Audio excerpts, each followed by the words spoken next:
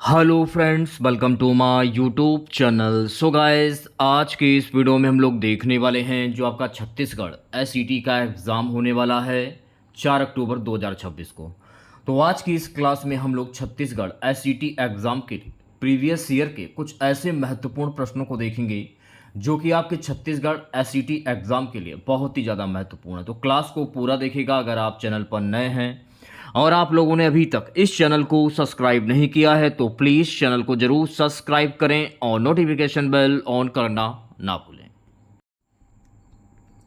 तो चलिए वीडियो को स्टार्ट करते हैं। खुद से प्रयास कीजिएगा। इन सभी क्वेश्चंस के आंसर देने का 2 से 3 सेकंड के बाद मैं आंसर क्लियर कर दूंगा।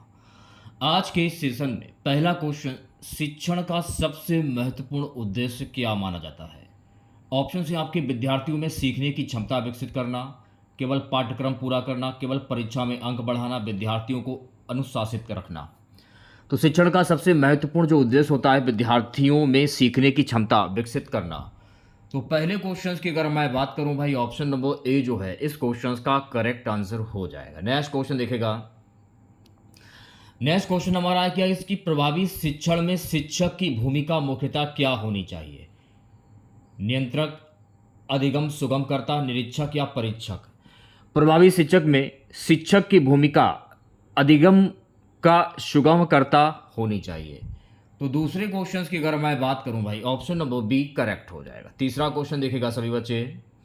सो गाइस, तीसरा क्वेश्चन हमारा है, निम्न में से कौन सा लर्नर सेंटर टीचिंग की विशेषता है? शिक्षक का लगातार व्याख्यान, केवल टेक्स्ट बुक पर निर्भरता, विद्यार्थियों की सक्रिय भागीदारी, केवल मेमोराइजेशन, केवल यानी कि केवल रटने पर जोर। तो राइट आंसर की अगर मैं बात करूं भाई, ऑप्शन नंबर सी जो है विद्यार्थियों की सक्रिय भागीदारी। तो सी ऑप्शन जो है गाइस इस क्वेश्चन का करेक्ट आंसर हो जाएगा। गाइस, अगर आप लोगों ने क्लास को अगर लाइक नहीं किया है तो मैं सभी बच्चों से गुजारिश करना चाहूँगा, प्लीज़ क्लास को लाइक और शेयर जरूर करें ताकि मैं आप लोगों के लिए और भी अच्छी अच्छी क्लासें ला सकूँ। चलिए बढ़ते हैं नेक्स्ट क्वेश्चन की ओर। चौथा क्वेश्चन दिखेगा। सो गाइस, चौथा क्वेश्चन हमारा है कि फॉर्मेटिव असेसमेंट मुख्यतः किस उद्देश्य से किया जाता है? अंतिम प्रमाण पत्र देना, विद्यार्थियों की रैंकिंग करना, पाठ्यक्रम समाप्त होने के बाद मूल्यांकन, सीखने के दौरान सुधार के लिए फीडबैक देना। तो फॉर्मेटिव असेसमेंट मुख्यतः किस उद्देश्य से किया जाता है ये आपको बताना है। सीखने के दौरान सुधार के लिए फीडबैक देना। तो चौथे क्वेश्चन का जो राइट आंसर जाएगा मेरे प्यारे बच्चों, ऑप्शन नंबर डी के साथ में। पांचवा क्वेश्चन देखेगा। पांचवा क्वेश्चन हमारा है कि ब्लूम्स टैक्सोनॉमी में उच्च स्तरीय कॉन्टिटिव स्किल का उदाहरण कौन सा है? विश्लेषण करना, याद करना, पहचानना या दोहराना? तो सही आंसर की अगर मैं बात करूं, विश्लेषण करना। ऑप्शन नंबर ए जो है गाइस इस क्वेश्चन का करेक्ट आंसर हो जाएगा। छठा क्वेश्चन देखेगा। सुगा छठा क्वेश्चन हमारा है कि डायग्नोस्टिक असेसमेंट का मुख्य उद्देश्य क्या है?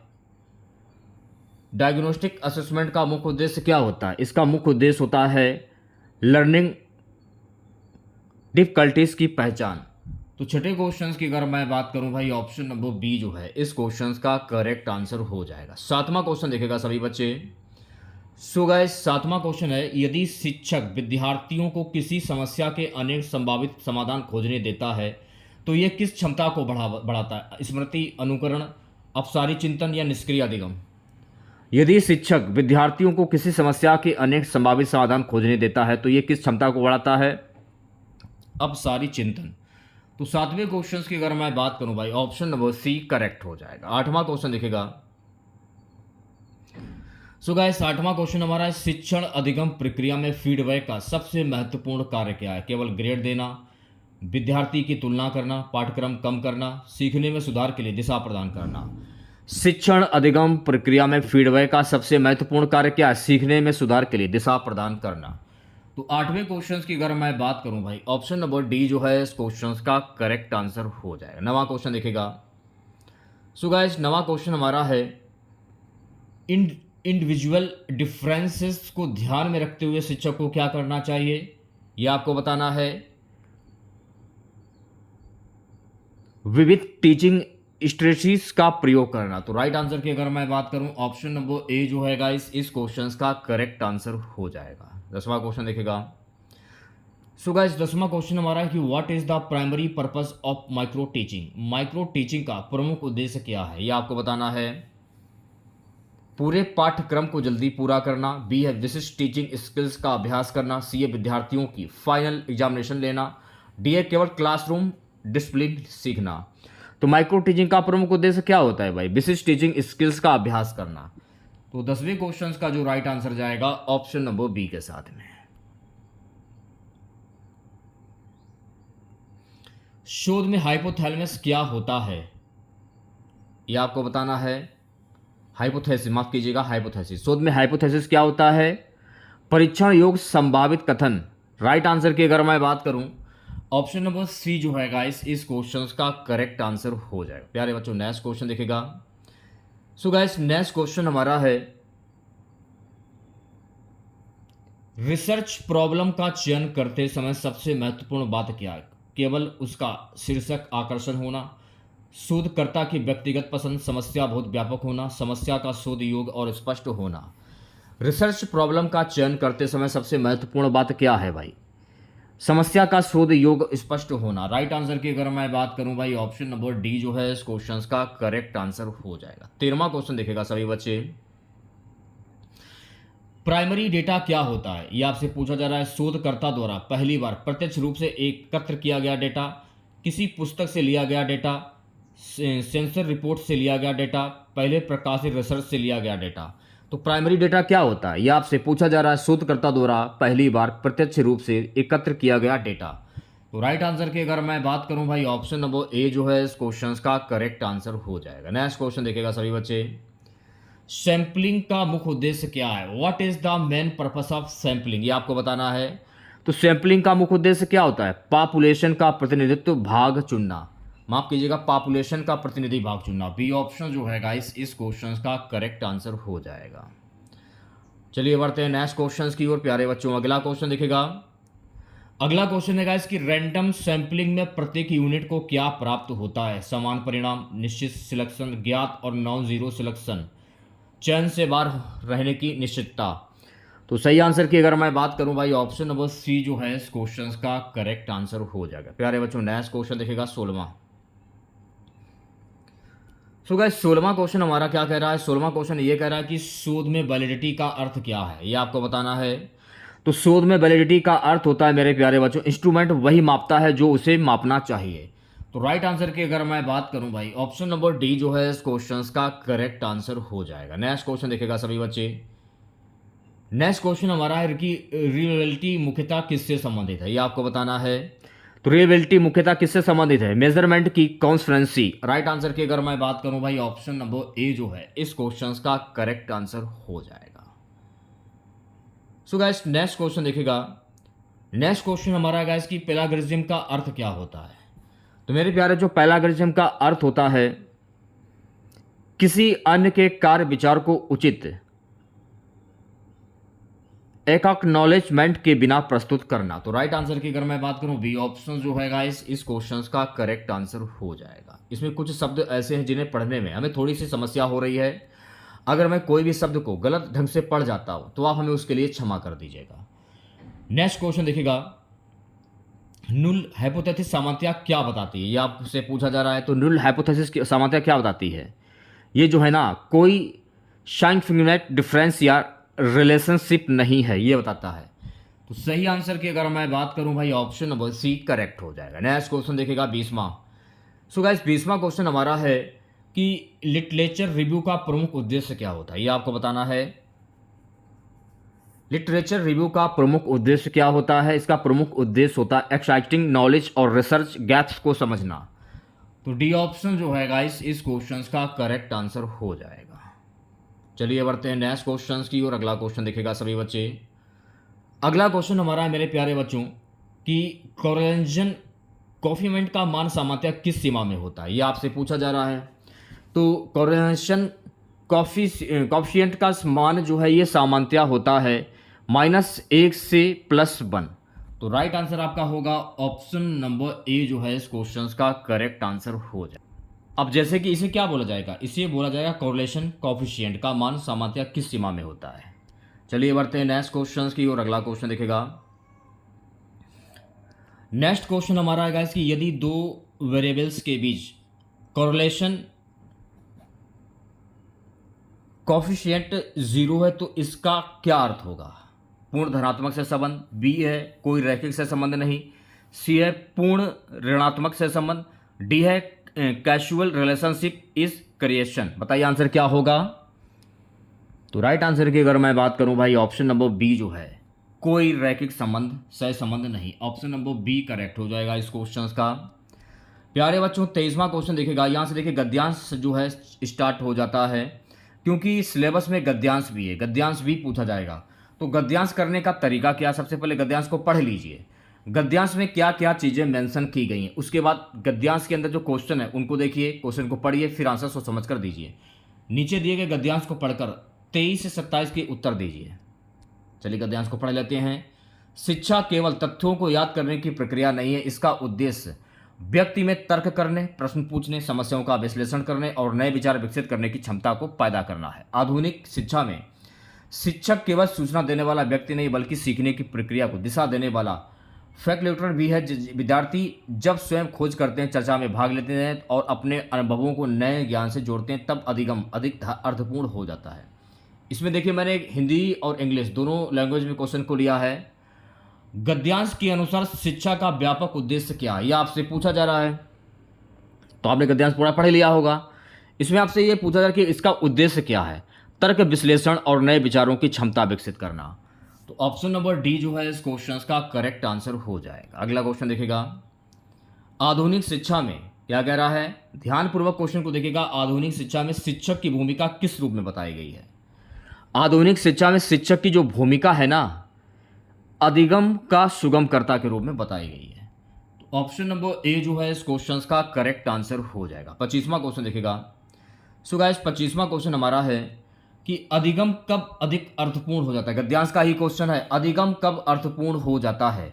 जब विद्यार्थी खोज, चर्चा, अनुभवों को नए ज्ञान से जोड़े। तो ऑप्शन नंबर बी जो है इस क्वेश्चन का करेक्ट आंसर हो जाएगा। नेक्स्ट क्वेश्चन देखिएगा 26वां क्वेश्चन हमारा मेरे प्यारे बच्चों कि गद्यांश में फैक्टलेटर का सबसे उपयुक्त अर्थ क्या है? गद्यांश में फैक्टलेटर का सबसे उपयुक्त अर्थ क्या होता है? इसका उपयुक्त अर्थ होता है सीखने की प्रक्रिया को सुगम बनाने वाला। तो सी ऑप्शन क्या होगा? आंसर इसका सही हो जाएगा। 27वां क्वेश्चन देखिएगा, गद्यांश का मुख्य संदेश क्या है? यानी कि ये गद्यांश जो ये किस पर आधारित है, यह आपको बताना है। देखिए गद्यांश जो है ना, सक्रिय और चिंतनशील अधिगम शिक्षा को अधिक प्रभावी बनाता है, इस पर आधारित। तो यहाँ से देखिए गद्यांश के जो क्वेश्चन है वो यहाँ से समाप्त होते हैं। ठीक है, लगभग 5 क्वेश्चन मैंने आपको कराए गद्यांश के। अगला क्वेश्चन देखिएगा। सो गाइस नेक्स्ट क्वेश्चन हमारा है कि कम्युनिकेशन प्रोसेस में सेंडर का मुख्य कार्य क्या होता है भाई? मैसेज को इनकोड करना, मैसेज को डिकोड करना, फीडबैक रोकना, नॉइस उत्पन्न करना। कम्युनिकेशन प्रोसेस में सेंडर का मुख्य कार्य क्या होता है? मैसेज को इनकोड करना। तो 28वें क्वेश्चन की अगर मैं बात करूं भाई, ऑप्शन नंबर ए करेक्ट हो जाएगा। सो गाइस 29वां क्वेश्चन देखिएगा। सो गाइस 29वां क्वेश्चन हमारा कि कम्युनिकेशन में इनकोडिंग का क्या अर्थ होता है? तो कम्युनिकेशन में इनकोडिंग का अर्थ क्या होता है? विचारों को सिंबॉल्स लैंग्वेज में बदलना। तो बी ऑप्शन जो है गाइस इस क्वेश्चन का करेक्ट आंसर हो जाएगा। 30वां क्वेश्चन देखिएगा। 30वां क्वेश्चन हमारा मेरे प्यारे बच्चों कि कम्युनिकेशन में डिकोडिंग की जो है ये किससे संबंधित है? मैसेज भेजने से, चैनल चुनने से, प्राप्त मैसेज का अर्थ समझने से या नॉइस बढ़ाने से? कम्युनिकेशन में डिकोडिंग किससे संबंधित है भाई? प्राप्त मैसेज का अर्थ समझने से। तो ऑप्शन नंबर सी जो है गाइस इस क्वेश्चन का करेक्ट आंसर हो जाएगा। सो गाइस नेक्स्ट क्वेश्चन देखिएगा, निम्न में से कौन सा कम्युनिकेशन बैरियर है? कौन सा कम्युनिकेशन बैरियर है, ये आपसे पूछा जा रहा है। तो राइट आंसर की अगर मैं बात करूं, अर्थ संबंधी गलतफहमी, ये कम्युनिकेशन बैरियर है। ऑप्शन नंबर डी जो है गाइस इस क्वेश्चन का करेक्ट आंसर हो जाएगा। 32वां क्वेश्चन देखिएगा। 32वां क्वेश्चन हमारा मेरे प्यारे बच्चों कि इफेक्टिव कम्युनिकेशन की सबसे महत्वपूर्ण विशेषताओं में से एक क्या है? स्पष्टता, अस्पष्टता, अत्यधिक जटिलता, केवल एक तरफा प्रभाव। इफेक्टिव कम्युनिकेशन की सबसे महत्वपूर्ण विशेषताओं में से क्या है? स्पष्टता। तो राइट आंसर की अगर मैं बात करूं भाई, ऑप्शन नंबर ए करेक्ट हो जाएगा। 32वां क्वेश्चन देखिएगा। सो गाइस 32वां क्वेश्चन है कि नॉन वर्बल कम्युनिकेशन का उदाहरण कौन सा है? लिखित रिपोर्ट, चेहरे के भाव, ईमेल, पाठ या भाषण? नॉन वर्बल कम्युनिकेशन का उदाहरण कौन सा है? चेहरे के भाव। तो राइट आंसर की अगर मैं बात करूं, ऑप्शन नंबर बी करेक्ट हो जाएगा। देखिए, अगर आप लोगों को क्लास अच्छी लग रही हो या फिर आप क्लास को लाइक करना भूल गए हो, तो मैं सभी बच्चों से गुजारिश करना चाहूँगा, प्लीज़ क्लास को लाइक और शेयर जरूर करें और चैनल को भी सब्सक्राइब करें। 34 क्वेश्चन देखिएगा सभी बच्चे। 34वां क्या कह रहा है कि कम्युनिकेशन में फीडबैक का मुख्य महत्व क्या है? चैनल को बंद करना, मैसेज को लंबा करना, यह बताना कि मैसेज समझा गया है या नहीं, नॉइज उत्पन्न करना। तो कम्युनिकेशन में फीडबैक का मुख्य महत्व क्या होता है? यह बताना कि मैसेज समझा गया है या नहीं। तो राइट आंसर की अगर मैं बात करूं भाई, ऑप्शन नंबर सी करेक्ट हो जाएगा। सो गाइस, नेक्स्ट क्वेश्चन देखिएगा। नेक्स्ट क्वेश्चन हमारा मेरे प्यारे बच्चों कि हॉरिजेंटल कम्युनिकेशन जो किसके बीच होती है? हॉरिजेंटल कम्युनिकेशन किसके बीच होती है? केवल शिक्षक और विद्यार्थी, टीचर और स्टूडेंट ओनली, प्रबंधक और अधीनस्थ, संगठन और ग्राहक, समान स्तर के व्यक्तियों के बीच। तो राइट आंसर की अगर मैं बात करूं, समान स्तर के व्यक्तियों के बीच। ऑप्शन नंबर डी जो है इस क्वेश्चन का करेक्ट आंसर हो जाएगा। 36वां क्वेश्चन देखेगा सभी बच्चे। ग्राफीन कम्युनिकेशन की प्रमुख विशेषता क्या है भाई? ये आपको बताना है कि ग्राफीन कम्युनिकेशन की मुख्य विशेषता क्या है। अनौपचारिक और अनधिकृत सूचना प्रवाह, बी है केवल रिटर्न कम्युनिकेशन यानी केवल लिखित संचार, सी है केवल ऑफिशियल ऑर्डर्स, केवल आधिकारिक आदेश, डी है केवल डाउनवर्ड कम्युनिकेशन यानी केवल अधोमुखी संचार। तो ग्राफीन कम्युनिकेशन की सब प्रमुख विशेषता क्या है? अनौपचारिक और अनधिकृत सूचना। तो राइट आंसर की अगर मैं बात करूं भाई, ऑप्शन नंबर ए करेक्ट हो जाएगा। चलिए बढ़ते हैं नेक्स्ट क्वेश्चंस की ओर। सो गाइस, नेक्स्ट क्वेश्चन हमारा है कि क्लासरूम कम्युनिकेशन को अधिक प्रभावी बनाने के लिए शिक्षक को क्या करना चाहिए? तो क्लासरूम कम्युनिकेशन को अधिक प्रभावी बनाने के लिए शिक्षक को क्या करना चाहिए? प्रश्न, डिस्कशन और फीडबैक को प्रोत्साहित करना। तो राइट आंसर की अगर मैं बात करूं भाई, ऑप्शन नंबर बी करेक्ट हो जाएगा। चलिए बढ़ते हैं नेक्स्ट क्वेश्चंस की और अगला क्वेश्चन देखिएगा सभी बच्चे। सो गाइस, नेक्स्ट क्वेश्चन हमारा है कि एक्टिव लिस्टिंग में सबसे महत्वपूर्ण क्या है? केवल सुनना, तुरंत उत्तर देना, ध्यानपूर्वक सुनना और अर्थ समझना, वक्ता को बीच में रोकना। तो एक्टिव लिस्टिंग में सबसे महत्वपूर्ण क्या होता है? ध्यानपूर्वक सुनना और अर्थ समझना। तो 38वें क्वेश्चन की अगर मैं बात करूं भाई, ऑप्शन नंबर सी करेक्ट हो जाएगा। चलिए बढ़ते हैं नेक्स्ट क्वेश्चन की ओर प्यारे बच्चों। अगला क्वेश्चन दिखेगा, which is an example of mass communication? Mass communication का उदाहरण कौन सा है? ये आपसे पूछा जा रहा है। तो मास कम्युनिकेशन का जो उदाहरण है, टेलीविजन न्यूज़ ब्रॉडकास्ट यानी टेलीविजन प्रसारण, समाचार प्रसारण। ऑप्शन नंबर डी जो है इस क्वेश्चन का करेक्ट आंसर हो जाएगा। चलिए बढ़ते हैं नेक्स्ट क्वेश्चन की ओर प्यारे बच्चों। अगला क्वेश्चन देखेगा, कम्युनिकेशन में नॉइज से क्या तात्पर्य? ये आपसे पूछा जा रहा है। तो मेरे प्यारे, जो कम्युनिकेशन में नॉइज से तात्पर्य होता है कोई भी बाधा जो मैसेज को प्रभावित करे। तो ऑप्शन नंबर ए जो है गाइस इस क्वेश्चन का करेक्ट आंसर हो जाएगा। नेक्स्ट क्वेश्चन देखेगा। सो गाइस, नेक्स्ट क्वेश्चन हमारा है कि एक्सपेरिमेंटल रिसर्च में रिसर्च मुख्यतः क्या करता है? ये आपसे पूछा जा रहा है। तो राइट आंसर की अगर मैं बात करूं, बी ऑप्शन करेक्ट हो जाएगा। वेरिएबल्स को नियंत्रित, मैनिपुलेट करके इफेक्ट का अध्ययन करता है। तो सही आंसर की अगर मैं बात करूं भाई, ऑप्शन नंबर बी करेक्ट हो जाएगा। नेक्स्ट क्वेश्चन देखिएगा 42वां। सो गाइस, 42वां क्वेश्चन हमारा क्या कह रहा है कि इंडिपेंडेंट वेरिएबल क्या होता है? इंडिपेंडेंट वेरिएबल क्या होता है? डिपेंडेंट वेरिएबल का परिणाम। तो राइट आंसर की अगर मैं बात करूं, ऑप्शन नंबर बी जो है गाइस इस क्वेश्चन का करेक्ट आंसर हो जाएगा। नेक्स्ट क्वेश्चन देखिएगा 43वां, रिसर्च एटलिस्ट में इन्फॉर्म्ड कंसेंट का क्या अर्थ है भाई? ये आपसे पूछा जा रहा है। तो रिसर्च एटलिस्ट में इन्फॉर्म्ड कंसेंट का अर्थ क्या होता है? इसका अर्थ होता है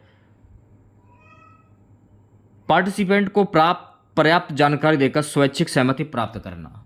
तो राइट आंसर आपका क्या होगा? ऑप्शन नंबर डी करेक्ट हो जाएगा। सारे क्वेश्चन देखिए एग्जाम के लेवल के हैं, आपको करना क्या है, इन सभी क्वेश्चन को याद कर लेना है। अगला क्वेश्चन हमारा है कि गाइस की क्वांटिटेटिव रिसर्च मुख्यतः किस प्रकार के डेटा पर आधारित होती है? क्वांटिटेटिव रिसर्च मुख्यतः किस प्रकार के डेटा पर आधारित होती है? तो ये आधारित है संख्यात्मक डेटा पर आधारित होती है। तो ऑप्शन नंबर ए जो है इस क्वेश्चन का करेक्ट आंसर हो जाएगा। नेक्स्ट क्वेश्चन देखिएगा गाइस। अगला क्वेश्चन हमारा कि क्वालिटेटिव रिसर्च में किस प्रकार अधिक जोर दिया जाता है? तो क्वालिटेटिव रिसर्च में किस पर अधिक जोर दिया जाता है, ये आपसे पूछा जा रहा है। केवल संख्यात्मक गणना, अनुभव, अर्थ और व्याख्याएं, केवल सांख्यिकीय परीक्षण, केवल गणितीय मॉडलिंग। अनुभव, अर्थ और व्याख्याएं, तो बी ऑप्शन जो है गाइस इस क्वेश्चन का करेक्ट आंसर हो जाएगा। नेक्स्ट क्वेश्चन देखिएगा 46वां क्वेश्चन क्या कह रहा है कि रिसर्च रिपोर्ट के अंत में रेफरेंस देने का प्रमुख उद्देश्य क्या है भाई। तो रिसर्च रिपोर्ट के अंत में रेफरेंस देने का प्रमुख उद्देश्य होता है सोर्स को एक्नॉलेज करना और वेरिफिकेशन को में सहायता करना। तो राइट आंसर की अगर मैं बात करूं, ऑप्शन नंबर सी जो है गाइस इस क्वेश्चन का करेक्ट आंसर हो जाएगा। 47वां क्वेश्चन देखेगा सभी बच्चे, यदि एक टेस्ट बार बार समान परिस्थितियों में लगभग समान परिणाम देता है तो वह टेस्ट किस गुण को दर्शाता है। वैधता, वस्तुनिष्ठता, उपयोगिता, विश्वसनीयता। तो सही आंसर की अगर मैं बात करूं विश्वसनीयता, ऑप्शन नंबर डी जो है गाइस इस क्वेश्चन का करेक्ट आंसर हो जाएगा। नेक्स्ट क्वेश्चन देखिएगा। सो गाइस नेक्स्ट क्वेश्चन हमारा है कि टू वे कम्युनिकेशन की सबसे महत्वपूर्ण विशेषता क्या है। फीडबैक की संभावना, केवल सेंडर सक्रिय होता है, रिसीवर की कोई भूमिका नहीं, मैसेज हमेशा लिखित होता है। तो टू वे कम्युनिकेशन की सबसे महत्वपूर्ण विशेषता क्या है, फीडबैक की संभावना। तो ऑप्शन नंबर ए जो है गाइस इस क्वेश्चन का करेक्ट आंसर हो जाएगा। 49वां क्वेश्चन देखेगा 49 क्वेश्चन क्या कह रहा है, किसी संदेश को बहुत टेक्निकल लैंग्वेज में ऐसे ऑडियंस के सामने प्रस्तुत करना जो उसे नहीं समझती, किस बैरियर का उदाहरण है। भौतिक बाधा, अर्थ संबंधी बाधा, यांत्रिक बाधा, संगठनात्मक बाधा। सही आंसर की अगर मैं बात करूं अर्थ संबंधी बाधा, ऑप्शन नंबर बी जो है गाइस इस क्वेश्चन का करेक्ट आंसर हो जाएगा। नेक्स्ट क्वेश्चन देखिएगा प्यारे बच्चों, अगला क्वेश्चन हमारा, एक अच्छे शोध प्रश्न की प्रमुख विशेषता क्या होनी चाहिए।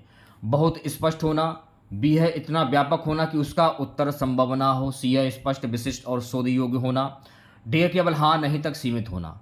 एक अच्छे शोध प्रश्न की प्रमुख विशेषता क्या होनी चाहिए, स्पष्ट, विशिष्ट और शोध योग्य होना। तो ऑप्शन नंबर सी जो है गाइस इस क्वेश्चन का करेक्ट आंसर हो जाएगा। सो गाइस नेक्स्ट क्वेश्चन देखिएगा कि कंप्यूटर नेटवर्क में डीएनएस का मुख्य कार्य क्या है। What is the primary function of DNS in a computer network.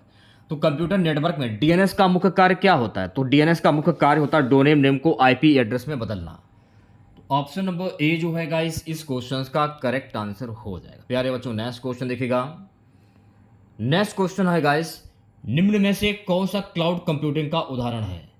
स्थानीय हार्ड डिस्क पर फाइल सेव करना, इंटरनेट के माध्यम से रिमोट सर्वर पर डेटा स्टोर करना, यूसीबी में डेटा रखना, सीडी पर सॉफ्टवेयर इंस्टॉल करना। कौन सा क्लाउड कंप्यूटिंग का उदाहरण है, ये आपसे पूछा जा रहा है। तो इंटरनेट के माध्यम से रिमोट सर्वर पर डेटा स्टोर करना, ये सही हो जाएगा। तो बी ऑप्शन जो है इस क्वेश्चन का करेक्ट आंसर हो जाएगा।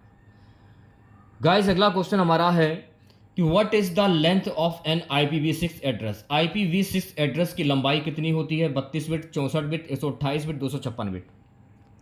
तो मेरे प्यार जो IPv4 एड्रेस की कुल लंबाई होती है 128 बिट। तो ऑप्शन नंबर सी जो है गाइस इस क्वेश्चन का करेक्ट आंसर हो जाएगा। प्यारे बच्चों नेक्स्ट क्वेश्चन देखिएगा। अगला क्वेश्चन हमारा है मेरे प्यारे बच्चों की फिशिंग मुख्यतः किस प्रकार का साइबर अटैक है। हार्डवेयर हमला, भौतिक हमला, नेटवर्क केबल हमला, धोखे से संवेदनशील जानकारी प्राप्त करने का प्रयास। तो फिशिंग मुख्यतः किस प्रकार का साइबर अटैक है, धोखे से संवेदनशील जानकारी प्राप्त करने का प्रयास। तो राइट आंसर की अगर मैं बात करूं भी ऑप्शन नंबर डी जो है गाइस इस क्वेश्चन का करेक्ट आंसर हो जाएगा। चलिए बढ़ते हैं नेक्स्ट क्वेश्चन की ओर। प्यारे बच्चों अगला क्वेश्चन देखिएगा, टू फैक्टर ऑथेंटिकेशन का मुख्य उद्देश्य क्या है। सुरक्षा की एक अतिरिक्त परत प्रदान करना, इंटरनेट स्पीड बढ़ाना, स्टोरेज कैपेसिटी बढ़ाना, पासवर्ड हटाना। तो टू फैक्टर ऑथेंटिकेशन का मुख्य उद्देश्य क्या होता है, सुरक्षा की एक अतिरिक्त परत प्रदान करना। तो भाई ऑप्शन नंबर ए जो है इस क्वेश्चन का करेक्ट आंसर हो जाएगा। चलिए बढ़ते हैं नेक्स्ट क्वेश्चन की और अगला क्वेश्चन देखिएगा सभी बच्चे। अगला क्वेश्चन है, निम्न में से कौन सा ओपन सोर्स ऑपरेटिंग सिस्टम है, विंडोज, लिनक्स, iOS, MS-DOS। निम्न में से कौन सा ओपन सोर्स ऑपरेटिंग सिस्टम है, लिनक्स। तो राइट आंसर की अगर मैं बात करूं भाई ऑप्शन नंबर बी करेक्ट हो जाएगा। सेशन को शेयर कर दीजिए एक बार आप लोगों, वीडियो को जल्दी से लाइक कर दीजिए। अगला क्वेश्चन हमारा है, URL में HTTPS का मुख्य लाभ क्या है। What is the main advantage of HTTPS in A URL। URL में HTTPS का मुख्य लाभ होता है मेरे प्यारे बच्चों क्लाइंट और सर्वर के बीच कम्युनिकेशन को इनक्रिप्ट करना। तो ऑप्शन नंबर सी जो है गाइस इस क्वेश्चन का करेक्ट आंसर हो जाएगा। नेक्स्ट क्वेश्चन देखिएगा सभी बच्चे।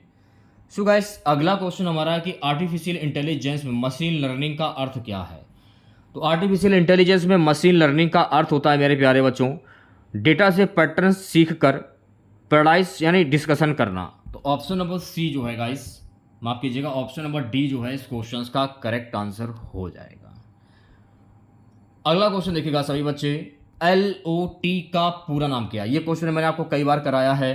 तो LOT का फुल फॉर्म क्या होता है? इसका फुल फॉर्म होता है इंटरनेट ऑफ थिंग्स। तो राइट आंसर की अगर मैं बात करूं, ऑप्शन नंबर ए जो है इस क्वेश्चन का करेक्ट आंसर हो जाएगा। चलिए बढ़ते हैं नेक्स्ट क्वेश्चन की ओर। अगला क्वेश्चन देखिएगा, निम्न में से कौन सा डेटाबेस मैनेजमेंट सिस्टम है? HTML, MySQL, HTTP या FTP? तो सही आंसर की अगर मैं बात करूं, MySQL, ऑप्शन नंबर बी जो है गाइस इस क्वेश्चन का करेक्ट आंसर हो जाएगा। चलिए बढ़ते हैं नेक्स्ट क्वेश्चन की ओर प्यारे बच्चों। अगला क्वेश्चन देखिएगा, डिजिटल सिग्नेचर का प्रमुख उद्देश्य क्या है भाई?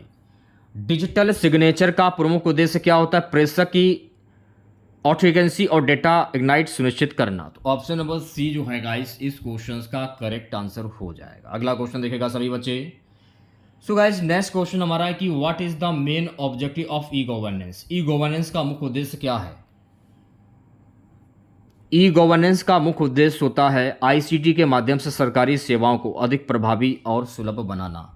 तो ऑप्शन नंबर डी जो है इस क्वेश्चन का करेक्ट आंसर हो जाएगा। नेक्स्ट क्वेश्चन देखिएगा।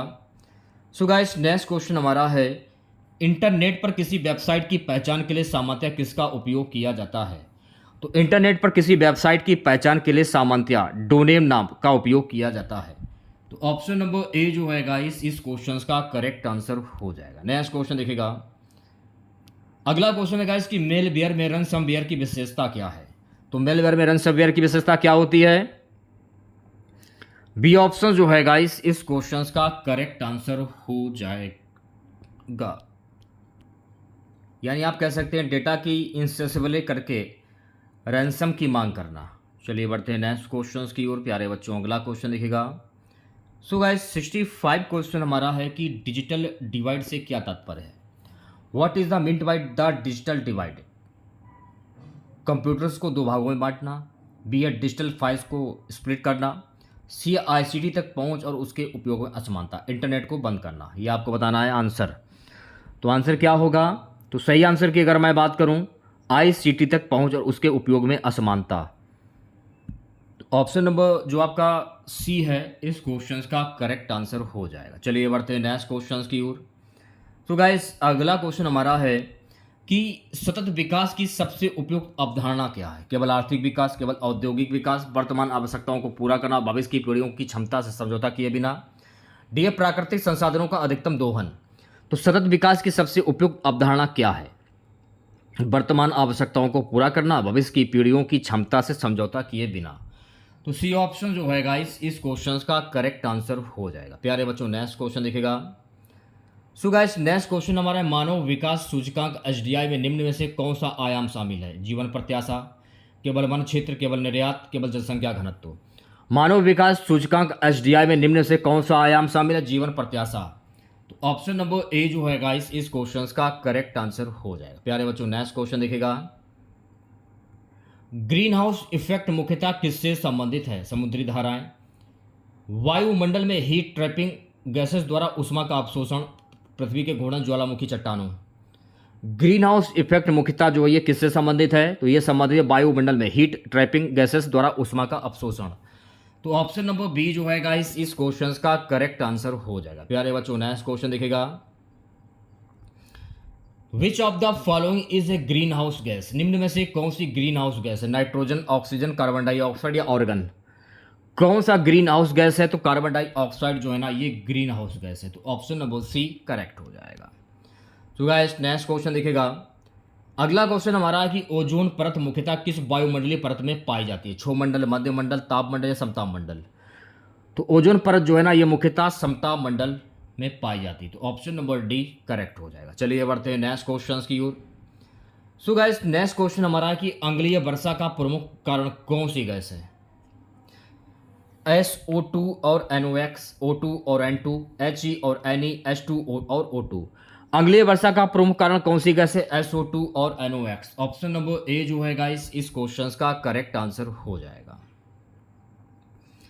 अगला क्वेश्चन है, जैव विविधता का अर्थ क्या होता है? केवल पौधों की संख्या, जीवों की विविधता, केवल वन क्षेत्र, केवल पशुओं की संख्या। तो जैव विविधता का अर्थ क्या होता है? तो जैव विविधता का अर्थ होता है जीवों की विविधता। ऑप्शन नंबर बी जो है गाइस इस क्वेश्चन का करेक्ट आंसर हो जाएगा। अगला क्वेश्चन देखिएगा, which is in example of in Situ convention, यानी इन सिटू कन्वेंशन का उदाहरण कौन सा है? चलिए, अगर बीज बैंक, राष्ट्रीय उद्यान, वनस्पति उद्यान, राष्ट्रीय उद्यान, national park. Option number C जो है इस क्वेश्चन का करेक्ट आंसर हो जाएगा। प्यारे बच्चों, नेक्स्ट क्वेश्चन देखिएगा।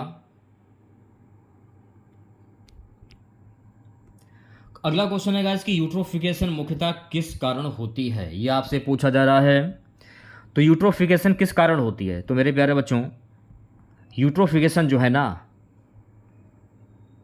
जल में न्यूट्राइज की अधिक मात्रा से होती है। तो ऑप्शन नंबर ए जो है इस क्वेश्चन का करेक्ट आंसर हो जाएगा। नेक्स्ट क्वेश्चन देखिएगा। सो गाइस, नेक्स्ट क्वेश्चन हमारा कि बीओडी का उपयोग मुख्यतः किसके आकलन में किया जाता है? वायु की गुणवत्ता, जल में जैविक प्रदूषण, मिट्टी की गुणवत्ता, ध्वनि प्रदूषण।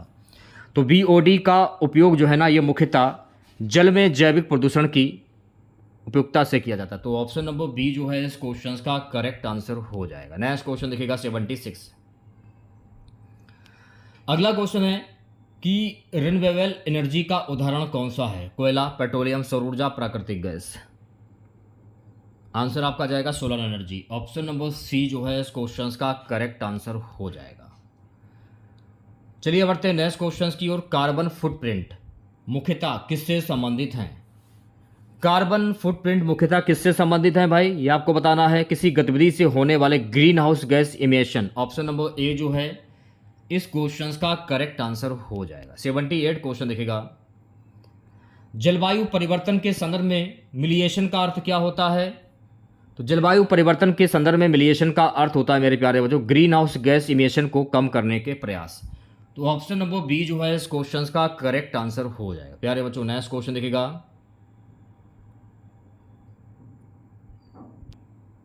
अगला क्वेश्चन हमारा, अपडेशन का संबंध किससे है? आंसर दीजिए आप लोग, क्या आंसर होगा? अपडेशन का संबंध किससे होता है? तो अपडेशन का संबंध जो है ना, ये होता है क्लाइमेट इम्पैक्ट के अनुरूप समायोजन। तो ऑप्शन नंबर ए जो है गाइस इस क्वेश्चन का करेक्ट आंसर हो जाएगा। अगला क्वेश्चन देखिएगा। सस्टेनेबल डेवलपमेंट GOLS यानी HDS में कुल संख्या कितनी होती है? 12, 15, 17 या 20? आंसर दीजिए, क्या होगा? 17।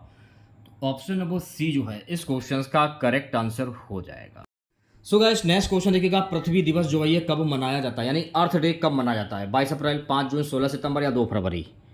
तो विश्व पृथ्वी दिवस जो है ना ये मनाया जाता है 22 अप्रैल को। तो ऑप्शन नंबर ए जो है इस क्वेश्चन का करेक्ट आंसर हो जाएगा। अगला क्वेश्चन देखिएगा। When is world environment day observe, यानी विश्व पर्यावरण दिवस कब मनाया जाता है? 22 अप्रैल, 5 जून, 8 मार्च या 21 जून? विश्व पर्यावरण दिवस जो है ना 5 जून को मनाया जाता है। ऑप्शन नंबर बी करेक्ट हो जाएगा। चलिए बढ़ते हैं नेक्स्ट क्वेश्चन की ओर। अगला क्वेश्चन देखिएगा सभी बच्चे। अगला क्वेश्चन है, निम्न में से कौन सा प्राइमरी एयर पॉल्यूएंट है? यह आपसे पूछा जा रहा है। तो सही आंसर की अगर मैं बात करूं, उद्योगों से उत्सर्जित sulphur dioxide. Option number C जो है इस क्वेश्चन का करेक्ट आंसर हो जाएगा। नेक्स्ट क्वेश्चन देखिएगा 84। नॉइस पोल्यूशन को सामान्यतः किस इकाई में मापा जाता है? जूल, वाट, पास्कल, डेसिबल? तो नॉइस पोल्यूशन को सामान्यतः किस इकाई में मापा जाता है? डेसिबल। तो ऑप्शन नंबर डी जो है गाइस इस क्वेश्चन का करेक्ट आंसर हो जाएगा। नेक्स्ट क्वेश्चन देखिएगा सभी बच्चे। भारत में विश्वविद्यालयों के समन्वय और मानकों के निर्धारण से संबंधित प्रमुख संस्था कौन सी है? विश्वविद्यालय अनुदान आयोग, UGC, RBI, सेबी या UPSC? भारत में विश्वविद्यालयों के समन्वय और मानकों के निर्धारण से संबंधित प्रमुख जो संस्था है यह है UGC। तो राइट आंसर की अगर मैं बात करूं भी ऑप्शन नंबर ए करेक्ट हो जाएगा। 86वां क्वेश्चन देखिएगा सभी बच्चे। What is the primary function of NAAC? NAAC का मुख्य कार्य क्या है? प्रवेश परीक्षा आयोजित करना, उच्च शिक्षा संस्थानों का असेसमेंट और एक्रेडिटेशन करना, केवल छात्रवृत्ति देना, केवल शिक्षक नियुक्त करना। NAAC का कार्य क्या है? NAAC का कार्य होता है ऑप्शन नंबर बी करेक्ट हो जाएगा। ठीक है, चलिए बढ़ते हैं नेक्स्ट क्वेश्चन की ओर। सो गाइस नेक्स्ट क्वेश्चन हमारा है AICTE is primarily associated with which field. AICTE मुख्यतः किस क्षेत्र से संबंधित? चिकित्सा क्षेत्र, कृषि शिक्षा यानी एग्रीकल्चर एजुकेशन, टेक्निकल एजुकेशन तकनीकी शिक्षा या विद्यालय शिक्षा स्कूल एजुकेशन या मेडिकल एजुकेशन। तो सही आंसर की अगर मैं बात करूं तकनीकी शिक्षा technical education. Option number C जो है इस क्वेश्चन का करेक्ट आंसर हो जाएगा। अगला क्वेश्चन है भारत में नेशनल एजुकेशन पॉलिसी NEP का नया संस्करण किस वर्ष घोषित किया गया? 16, 18, 19 या 20? तो भारत में नेशनल एजुकेशन पॉलिसी NEP का नया संस्करण जो है ना वर्ष 2020 में घोषित किया गया। तो ऑप्शन नंबर डी जो है गाइस इस क्वेश्चन का करेक्ट आंसर हो जाएगा। नेक्स्ट क्वेश्चन देखिएगा, academic bank of credits ABC का प्रमुख उद्देश्य क्या है भाई? Academic bank of credit ABC का प्रमुख उद्देश्य क्या होता है? विद्यार्थियों के एकेडमिक क्रेडिट्स का डिजिटल स्टोरेज और ट्रांसफर फैकल्टीज करना। ऑप्शन नंबर ए जो है गाइस इस क्वेश्चन का करेक्ट आंसर हो जाएगा। नेक्स्ट क्वेश्चन देखिएगा, NAAC एक्रेडिटेशन में मुख्यतः किसका मूल्यांकन किया जाता है? यह आपसे पूछा जा रहा है। किसका मूल्यांकन किया जाता है? संस्थान की गुणवत्ता के विभिन्न पहलुओं का। ऑप्शन नंबर बी जो है इस क्वेश्चन का करेक्ट आंसर हो जाएगा। सो गाइस नेक्स्ट क्वेश्चन हमारा भारत में ओपन एंड डिस्टेंस लर्निंग का प्रमुख लाभ क्या है? भारत में ओपन एंड डिस्टेंस लर्निंग का प्रमुख लाभ होता है समय और स्थान से अधिक। ऑप्शन नंबर सी जो है गाइस इस क्वेश्चन का करेक्ट आंसर हो जाएगा। स्वयं मुख्यतः किससे संबंधित है? यह आपसे पूछा जा रहा है। डिजिटल बैंक, रेलवे आरक्षण, स्वास्थ्य बीमा, ऑनलाइन अधिगम। स्वयं जो है ना ऑनलाइन अधिगम से संबंधित है। तो ऑप्शन नंबर डी जो है गाइस इस क्वेश्चन का करेक्ट आंसर हो जाए। प्यारे बच्चों नेक्स्ट क्वेश्चन देखिएगा, MOOCS का पूरा नाम क्या है? बताइए MOOCS का पूरा नाम क्या होता है भाई? Massive open online courses. Option number A जो है इस क्वेश्चन का करेक्ट आंसर हो जाएगा। 94 क्वेश्चन देखिएगा, उच्च शिक्षा में एक्रेडिटेशन का प्रमुख उद्देश्य क्या है? केवल फीस बढ़ाना या फिर गुणवत्ता के निर्धारित मानकों के विरुद्ध संस्थान का मूल्यांकन करना, केवल एडमिशन रोकना, केवल इंफ्रास्ट्रक्चर बढ़ाना। तो सही आंसर की अगर मैं बात करूं भाई गुणवत्ता के निर्धारित मानकों के विरुद्ध संस्थान का मूल्यांकन करना। ऑप्शन नंबर बी जो है इस क्वेश्चन का करेक्ट आंसर हो जाएगा। अगला क्वेश्चन है भारत में विश्वविद्यालय स्तर पर एकेडमिक ऑटोनॉमी का संबंध किससे है? तो भारत में विश्वविद्यालय स्तर पर एकेडमिक ऑटोनॉमी का संबंध जो है ना पाठ्यक्रम शिक्षण और एकेडमिक डिसीजंस में स्वतंत्रता से है। तो ऑप्शन नंबर सी जो है गाइस इस क्वेश्चन का करेक्ट आंसर हो जाएगा। अगला क्वेश्चन देखिएगा, नेक्स्ट क्वेश्चन हमारा है कि what is the main purpose of NIRF? NIRF का मुख्य उद्देश्य क्या होता है भाई? NIRF का मुख्य उद्देश्य होता है उच्च शिक्षा संस्थानों की रैंकिंग के लिए फ्रेमवर्क प्रदान करना। तो ऑप्शन नंबर डी जो है गाइस इस क्वेश्चन का करेक्ट आंसर हो जाएगा। नेक्स्ट क्वेश्चन देखिएगा, सो गाइस अगला क्वेश्चन हमारा है कि what is the full form of UGC? UGC का पूरा नाम क्या है भाई? UGC का फुल फॉर्म होता है मेरे प्यारे बच्चों विश्वविद्यालय अनुदान आयोग। ऑप्शन नंबर ए जो है इस क्वेश्चन का करेक्ट आंसर हो जाएगा। नेक्स्ट क्वेश्चन देखिएगा 98, उच्च शिक्षा में CBCS का मुख्य उद्देश्य क्या है? What is the main purpose of CBCS in higher education? उच्च शिक्षा में CBCS का मुख्य उद्देश्य होता है मेरे प्यारे बच्चों विद्यार्थियों को कोर्स क्रेडिट चॉइस में फैकल्टी पर देना। ऑप्शन नंबर बी जो है इस क्वेश्चन का करेक्ट आंसर हो जाएगा। अगला क्वेश्चन देखिएगा, भारतीय उच्च शिक्षा में मल्टी डिस्पेंसरी एजुकेशन का अर्थ क्या है भाई? भारतीय उच्च शिक्षा में मल्टी डिस्पेंसरी एजुकेशन का मुख्य अर्थ होता है विभिन्न डिसिप्लिन से ज्ञान और पाठ्यक्रमों का समन्वय। तो सी ऑप्शन जो है गाइस इस क्वेश्चन का करेक्ट आंसर हो जाएगा। आज की क्लास का लास्ट क्वेश्चन रहेगा मेरे प्यारे बच्चों, उच्च शिक्षा में रिसर्च और इनोवेशन को बढ़ावा देने का प्रमुख लाभ क्या है? तो सही आंसर की अगर मैं बात करूं नए ज्ञान समाधान और सामाजिक आर्थिक प्रगति को बढ़ावा देना। तो वही ऑप्शन नंबर डी जो है इस क्वेश्चन का करेक्ट आंसर हो जाएगा। तो कैसी लगी क्लास आप लोगों को कमेंट बॉक्स में ज़रूर बताइएगा। अगर आप लोगों को आज की ये क्लास अच्छी लगी हो तो भाई प्लीज़ क्लास को लाइक कीजिएगा और अपने तमाम दोस्तों में शेयर कीजिएगा। अगर आप चैनल पर नए हैं और आप लोगों ने अभी तक इस चैनल को सब्सक्राइब नहीं किया है तो प्लीज़ चैनल को ज़रूर सब्सक्राइब करें और नोटिफिकेशन बेल ऑन करना ना भूलें। मिलते हैं नेक्स्ट वीडियो के साथ। जय हिंद।